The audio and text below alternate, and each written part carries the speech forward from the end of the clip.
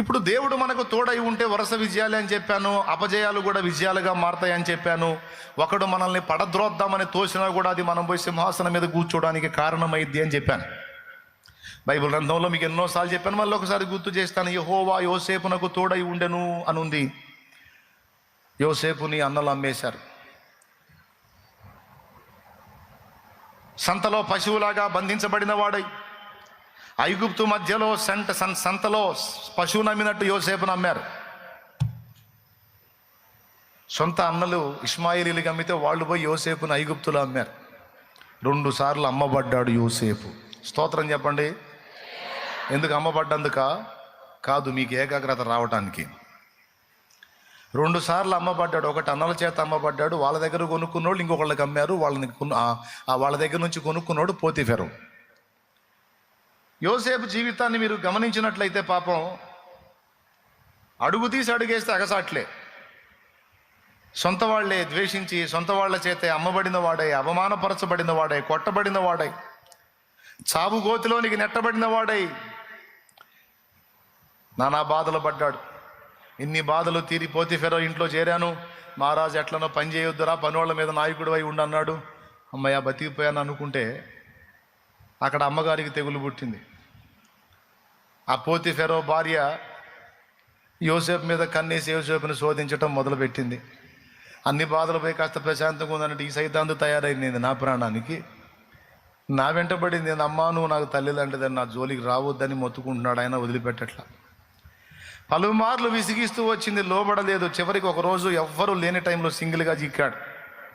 అన్ని డోర్లు క్లోజ్ చేసి పడేసి, రాయ్ మర్యాదగా నేను చెప్పినట్టు వింటావా, లేకపోతే నీ మీద నెపము నింద వేసి నిన్ను జైలు పాలు చేయమంటావా అని బెదిరించింది. నా మాట విన్నావంటే స్వర్గ సుఖాలు, వినలేదంటే నీకు నరకమే గతి, జాగ్రత్త అంటే అవసరమైతే నేను ఏ బాధ అయినా పడతా కానీ నన్ను నమ్మి ఇంటి మొత్తాన్ని అప్పచెప్పాడు యజమానుడు నిన్ను తప్ప, కాబట్టి నేను ఆయనకు ద్రోహం చేయలేను, నా దేవుని ఎదుట ఇట్టి పాతకం నేను కట్టుకోను అని ఆమె పలికింది. ఆమె ఎదుట ఆయన పలికాడు. ఫలితంగా ఆమె అతని మీద నింద మోపింది. ఆ నింద ఏమిటంటే అతడు నన్ను బలాత్కారం చేయబోయాడు అని. దాని ఫలితంగా ఆయన జైలు పాలయ్యాడు. ఈ రకంగా పాపం ఎక్కడికి పోయినా ఏదో ఒక సమస్య. కానీ దేవుని వాక్యం పదే పదే చెప్తూ వచ్చింది, యెహోవా యోసేపునకు తోడై ఉండెను, యెహోవా యోసేపునకు తోడై ఉండెను.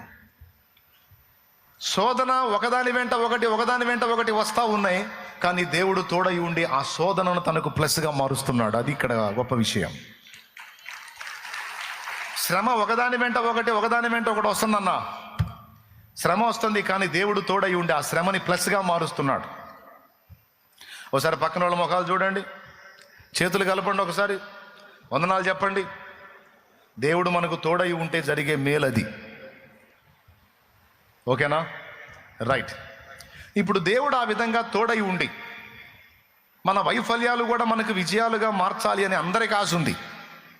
నా అగసాట్లు కూడా దేవుడు అలాగే దీవెనకరంగా మారితే బాగుండన్నయ్యా అని మీరు అనుకుంటారని నాకు తెలుసు. తప్పకుండా మారుస్తాడు. దానికి ముందు దేవుడు నీకు తోడై ఉండాలి. దేవుడు నీకు తోడై ఉండాలంటే నువ్వు దేవుని ఎదుట నడుచుకునే విషయంలో ఆయన మనసు తెలుసుకొని నడవటాన్ని సాధన చేయాలి. ఇప్పుడు దేవునితో నడవాలనుకున్నప్పుడు, దేవుడు మనతో నడవాలనుకున్నప్పుడు, దేవుడు మనం కలిసి ఫ్రెండ్షిప్ చేయాలనుకున్నప్పుడు ముందు మనం అసలు దేవుడితోనే కాదు ఎవరితోనైనా సరే మనం ఫ్రెండ్షిప్ చేయాలన్నా, పెళ్లి చేసుకొని కాపురం చేయాలన్నా, కలిసి బిజినెస్ చేయాలన్నా ఫస్ట్ తెలియాల్సింది ఏంటో తెలుసా? ఒకరి మనసు ఒకరికి తెలియాలి. ఈ మనసులు తెలుసుకోకుండా పెళ్లి చేసామనుకో ఖచ్చితంగా అది పెటాకులైద్ది. దేవునికి స్తోత్రం కలుగును గాక. అర్థమైందా? ఏం తెలుసుకోకుండా, మనసులు తెలుసుకోకుండా సెంటిమెంట్లతో భయపెట్టి నువ్వు చేసుకోకపోతే నేను చేస్తా, నేను బతుకుతానంటే అమ్మాయి మనసు కఠినం చేసుకుంటుంది కానీ కాపురం చేయదు. ఎందుకంటే బలవంత పెట్టి చేశారు. మనసులోనేమో పర్సన్ లేడు. ఇంకేం చేసేది, నా వల్ల కాదురా బాబు నేను కాపురం చేయను అంటది. పొరపాటున ఏదన్నా లోపొచ్చుకుందామని చూసినా ఆ చెంబులు చేటలు తీసుకొని కొడతా ఉంటుంది. దేవునికి స్తోత్రం, హల్లెలూయా. ఏమండి, ఇక ఒక 2-3 ఏళ్ళు తనులు దీనికి ఎన్నాళ్ళు తనులు తింటాడు, నాకు వద్దు మా ఈ భార్య, నాకు వద్దు నాన్న ఈ భార్య అంట. మనస్సులు తెలుసుకోకపోతే కాపురం సజావుగా సాగదు.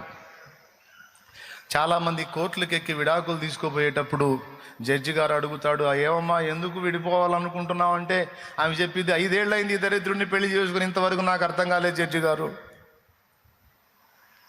ఏమయ్యా ఎందుకు నీ భార్య నుంచి విడిపోవాలనుకుంటున్నావు అంటే 7 ఏళ్ళైంది ఈ దరిద్రపు దాన్ని చేసుకొని, ఇంతవరకు దాని మైండ్ నాకు అర్థం కాల, దానికి ఏమి ఇష్టమో అర్థం కావట్లా, ఏది నచ్చదో అర్థం కావట్లా, ఆమె మనసు ఏందో నాకు తెలియచావాలి. అందుకే కాపురం నరకప్రాయంగా మారింది సార్.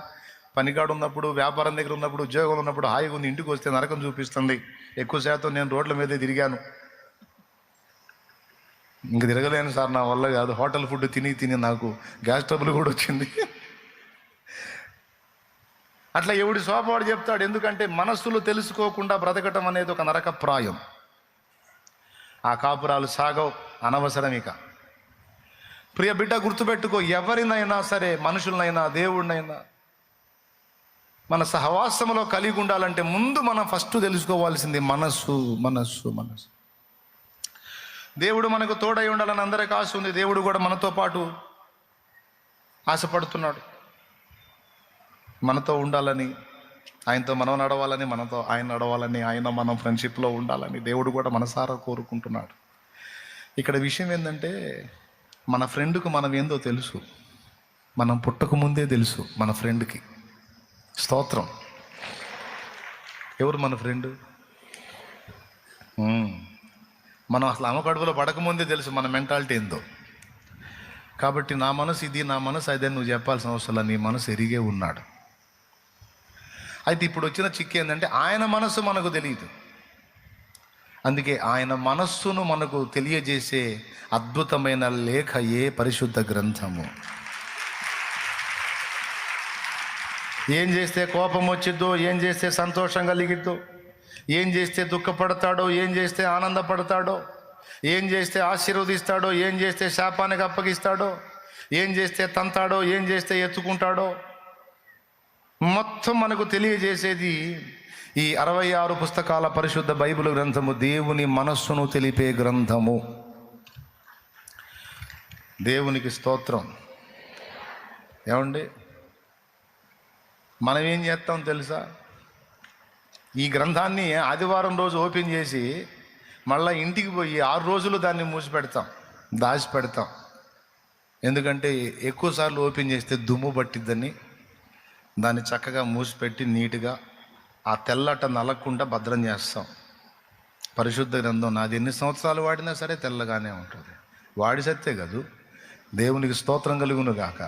నువ్వు చదివి సత్తే కదూ, అది నలిగిపోవటానికి నీట్గా తీసుకెళ్తావు, ఆడబెడతావు. ఆదివారం రాగానే బైబిల్ కవర్ మీద దుమ్ము ఉఫ్ ఉఫ్ నువ్వు దులిపి తీసుకొస్తావు, మళ్ళీ కూటమి అయిపోగానే పెడతావు. ఎక్కడ? అల్మరాలో పెడతావు, బీరువాలో పెడతావు. మళ్ళీ దానికి ఒక పరిశుద్ధ స్థలం, అక్కడ పెట్టడం, దండం పెట్టడం. దేవుడు చెప్పింది ఏంటంటే,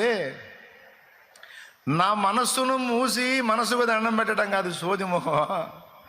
అదిగో ఆ పుస్తకం తెరిచినప్పుడు నా మనసు ఓపెన్ అవుతుంది, నా మనసులో ఉన్న సంగతులు నీకు తెలుస్తాయి.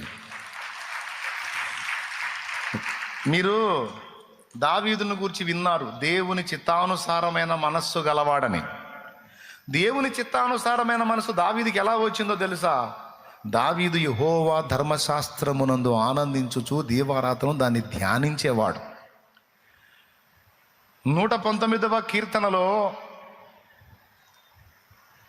ఒక మాట అన్నాడు. చాలా మాటలు అన్నాడులే కానీ మనకు ఒక మాట అవసరం ఇప్పుడు. నీ ధర్మశాస్త్రమును బట్టి దినమునకు 7 మార్లు నేను నిన్ను స్తుతించుచున్నానన్నాడు. 119వ కీర్తన 164 చూసుకో. 119వ కీర్తన 164. నీ న్యాయమును బట్టి దినమునకు 7 మార్లు నేను నిన్ను స్తుతించుచున్నాను. న్యాయము నీ ధర్మశాస్త్రం.